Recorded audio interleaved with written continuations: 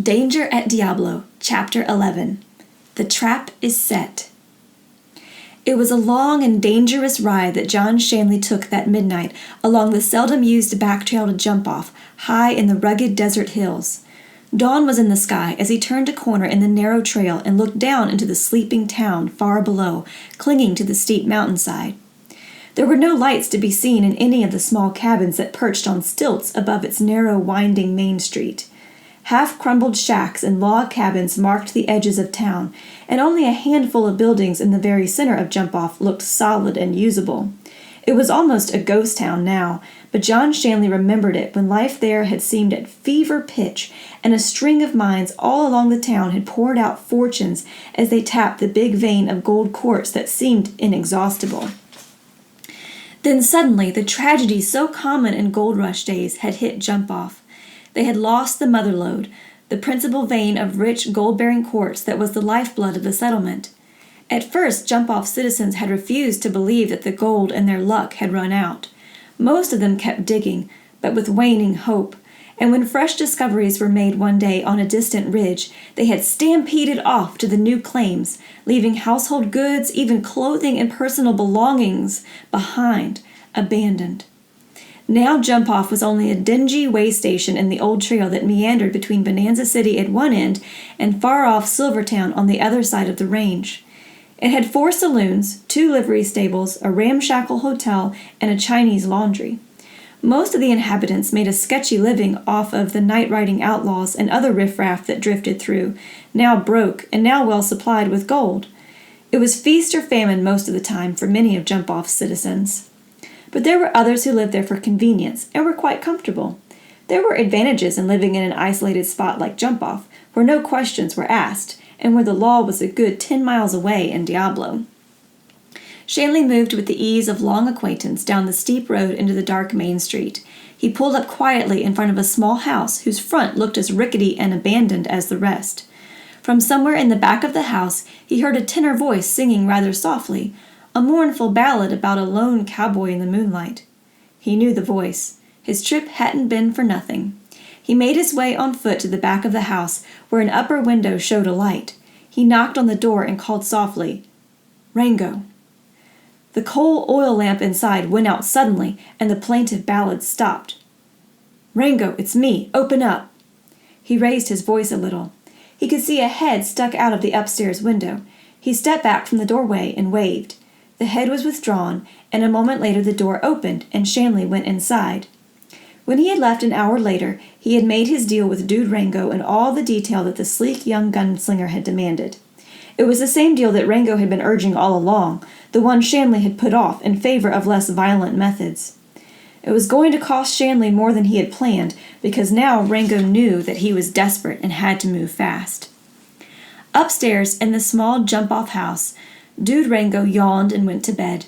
He was very well pleased with the new arrangements. He would see the Hortons today and tell them what to do to earn their share. John Shanley put spurs to the well-trained sorrel horse and headed back towards Diablo. It would be well into the day before he could get there, but he had long since established a habit of going for long rides into the country from time to time, and no one would question. Most of the Diablo citizens were under the impression that he was always scouting for new land to subdivide or new mining claims to buy up. When he had gone a certain distance from Jump-Off, along the high, winding trail, he spotted a big outcrop of rocks he had been watching for across the canyon. The early sun had come up above the high peaks by now, and the trail was clear in the daylight. It was not as wide as he had thought when he came over it during the night, and he felt his spine tingle as he moved gingerly over the edge and stared down 200 feet to the rocky floor. The canyon itself was narrow at this point, just as Dude had said, and there was an excellent spot among those big rocks directly opposite where a man could lie in ambush and pick off a rider on this side. Yes, it was the perfect spot. He decided that maybe, after all, the $1,000 he was paying Dude Rango and the Hortons wasn't too much for the job. All he had to do was start the ball rolling, and he meant to do it as soon as he got back to town. It was late afternoon as Annie and Tag came back from a gallop up into the hills. All day they had been hashing over the party. They agreed that they had had the best time ever. Tag had eaten all the ice cream he could devour and still stay off the sick list, and he had met some boys his own age who hadn't minded admitting they envied him the excitement of his long trip west. He still had a few yarns in reserve to spring on them the next time they met. Diablo promised to be quite a nice place to live. Annie had carefully laid away the precious wedding dress in the old trunk again. As she turned the key in the rusty lock, she hadn't been able to keep from wondering when she would get another chance to wear the pretty thing. She was trying hard to put the Shanleys' offer out of her mind, but she couldn't help thinking about it. What kind, generous people they were. At least Mr. Shanley was. About Edith she wasn't so positive. A couple of times last night, when she was telling about the trip here, she had the feeling that Edith was a little bored. And once she had turned to Edith suddenly and caught a black look on her pretty face. Edith had smiled right away, but Annie couldn't help remembering the frown. She was sorry, because she wanted very much to like Edith, her father and Uncle Luke being such good friends. Tag was leading the 2 horses to the barn as Annie started toward the house, carrying her rifle. As she walked around the corner of the house, she saw a man run from the kitchen yard in the direction of the thicket beyond the pole corral. For a moment she was too surprised to do anything. Then she called out, "Hey, you!" and started to run after him. He was a good 100 feet ahead of her when he disappeared into the thick brush, but she had had enough of a look at him to recognize Ruth Horton, the horse thief that she had brought to Diablo as a prisoner. She ran across the yard and plunged into the thicket after him. She was brought up short by the deafening roar of a 6-shooter, and in the same second a bullet smashed into the trunk of a tree not over a foot from her head. She couldn't see Horton, but he evidently could see her. She dropped to the ground, flat, and lay there. But her Springfield was pointed in the direction the shot had come from. If he came to see what luck he had had, she would be ready for him. But a moment later she heard a heavy crashing in the brush, and right afterwards the sound of pounding hooves moving rapidly away. Outside the barn, Tag was yelling wildly, "Annie! Sis! Where are you?" "Here I am," she called, running up. "Where's Target? Did you get him unsaddled?" "Not yet. What's going on? Where did you shoot at?" "I didn't shoot. It was that horse thief, Ruth Horton. I saw him coming out of the house, and I ran after him into the thicket. He shot at me but missed, and then he rode off. I'm going after him." Tag stood, puzzling. What was he doing in the house? Did he steal anything? "I haven't looked yet. Maybe we better." They raced toward the house. The living room seemed undisturbed, and Annie and Tag went over the rest of the rooms without noticing anything out of place. If he had come to ransack the place, he must have lost his nerve when he saw her coming up outside with her rifle in hand. Annie stopped suddenly and studied the braided rug in Uncle Luke's bedroom. Horton had left muddy heel marks all over the room. She knew they weren't Luke's, because she had swept the room thoroughly after he left for Diablo that morning. But the bureau drawers were closed, and the sheriff's wardrobe drawers were closed tight just as she had shut them when she hung his clean white shirt in it an hour ago. Except for the muddy tracks, the room looked exactly as she had left it. She felt sure Ruth Horton had come there to steal, but what was he after in Uncle Luke's room? "I'll get the horses, and we'll catch him!" Tag dashed out the door and was halfway to the barn before he noticed Uncle Luke and Lofty Craig riding in. He changed direction and ran to them, yelling the exciting news about the prowler. As Annie hurried up with her rifle in hand, Luke was shaking his head at Tag.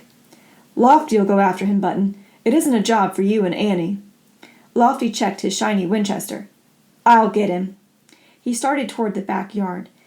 "At least you might ask what direction he took," Annie said coldly. "Just point," Lofty drawled. "I reckon I can pick up the trail." Annie pointed with a stabbing forefinger, and Lofty rode quickly toward the thicket. "I hope," she told her uncle stiffly, "that he's as good a trailer as he seems to think." Luke got down slowly from his horse and told Tag, "Put him away, son." Then as Tag led the big gray off to the barn, Luke explained, "The way things are going, honey, if anybody rounds up that horse thief, it's got to be Lofty or me." "Has something more happened?" She could see it had. McTavish nodded. "Last night, while we were at the party at Shanley's, somebody broke into Ben Crane's office up at the Lucy K. mine and smashed his new safe to bits. Got his whole month's payroll. Second time it's happened in 3 months, and Ben is fit to be tied. We just had a big blow-up at the jail over it. Ben was yelling so loud it brought John Shanley all the way from the land office to see what was the matter." He shook his head. "Honey, if it hadn't been for John, I think I would have handed my star over to Ben Crane right then and there. But John stood up for me and Lofty." Annie listened, wide-eyed. I bet he did. Sometimes I get so fed up, Annie, that I wish I had enough money to get away from Diablo and take you kids with me. I'm sick of taking all the blame for everything that happens in the county. He was still thinking of that letter in his pocket from the governor, and some of the sarcastic things Ben Crane had said stuck in his mind. Uncle Luke, Annie hesitated over it. I've never met this Mr. Crane, but I was wondering, do you think he might be starting trouble so that he can put somebody else in your job? Maybe he's mixed up with those outlaws, and they're just hoping to run things their own way after they get rid of you. Ben Crane? With outlaws? Luke McTavish was startled. He thought it over, then shook his head firmly. No, honey. Ben's ornery and loud-mouthed, and he's on the wrong track right now because he's sore at losing his cash. But I've known Ben for 20 years, and he's as honest as... He groped for a comparison. As honest as John Shanley himself.